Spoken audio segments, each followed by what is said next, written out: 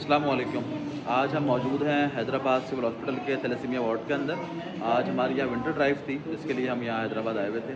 और यहाँ पे केसेस दवाइयों के हवाले से हमारे पास आते हैं कि उनको मेडिसिन चाहिए होती हैं, तो वो भी हम प्रोवाइड करते हैं। रोज़गार के हवाले से पहले हम यहाँ पे सिलाई मशीन और दीगर स्टॉल्स, प्राइस का स्टॉल्स और इस तरह दीगर चीज़ें हम कर चुके हैं। अब हमारे पास एक और केस थैलेसीमिया पेशेंट का एक आया है। उनके वालिद साहब प्राइवेट टीचर हैं, स्कूल में पढ़ाते हैं, उनकी सैलरी कम है, किराए का घर है। वो चाहते हैं कि वो आसान रोज़गार के लिए अपने कर सकें। तो आप अपना नाम बताएं, आप बेटे का नाम क्या है आपका? जी, मेरा नाम मुनीर अहमद है। मेरा बेटा है, यहाँ पे रजिस्टर है, नाम है फरहान अली। तो मैं एक प्राइवेट टीचर हूँ, मेरी सैलरी 30,000 है। अच्छा तो दिखाएं। मैं यहाँ पे रेंट पे रहता हूँ, मेरा किराया है 10,000 घर का। तो बाकी मेरे बचते हैं जो वो बच्चे कितने हैं आपके? 3 बेटे हैं जी।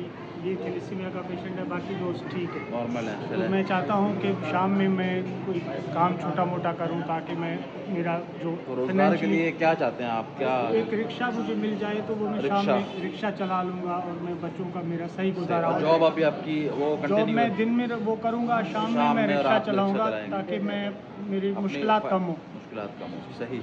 तो आपने सुना, आपका नाम क्या था? मुनीर अहमद। मुनीर अहमद का उनका सुना कि किस तरह वो सर्वाइव कर रहे हैं।